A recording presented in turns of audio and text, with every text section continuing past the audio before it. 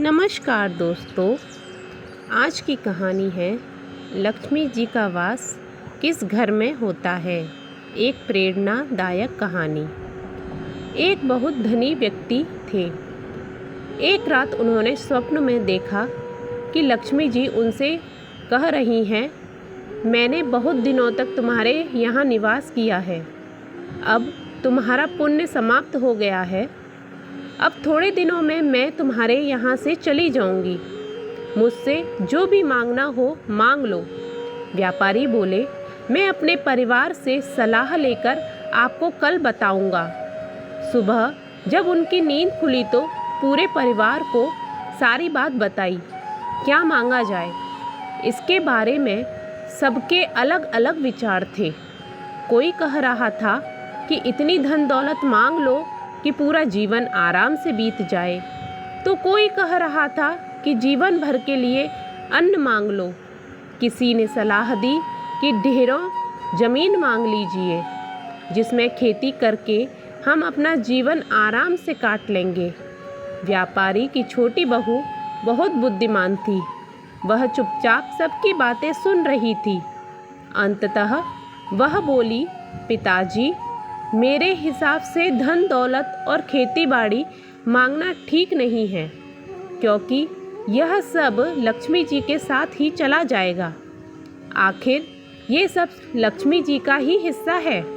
हमें इनकी वजह परस्पर प्रेम का वरदान मांगना चाहिए। अगर परिवार के सभी सदस्यों में प्रेम बना रहेगा तो बड़ी से बड़ी मुसीबत भी आराम से कट जाएगी। सब मिलकर सामना करेंगे तो सारे संकट दूर हो जाएंगे। उनको छोटी बहू की बात बहुत पसंद आई। दूसरे दिन स्वप्न में उसने लक्ष्मी जी से परिवार का प्रेम मांगा। लक्ष्मी जी बहुत प्रसन्न हुई। उन्होंने कहा, जिस परिवार के सदस्यों में आपस में प्रेम होता है, कभी झगड़ा नहीं होता, वहाँ से मैं कभी नहीं जाती और मैं वहीं वास करती हूँ। इस प्रकार उनके घर में लक्ष्मी जी का सदैव के लिए वास हो गया। सीख, हमें परस्पर प्रेम पूर्वक रहना चाहिए। जिन घरों में आपस में प्रेम नहीं होता, उन्हें देवता भी पसंद नहीं करते।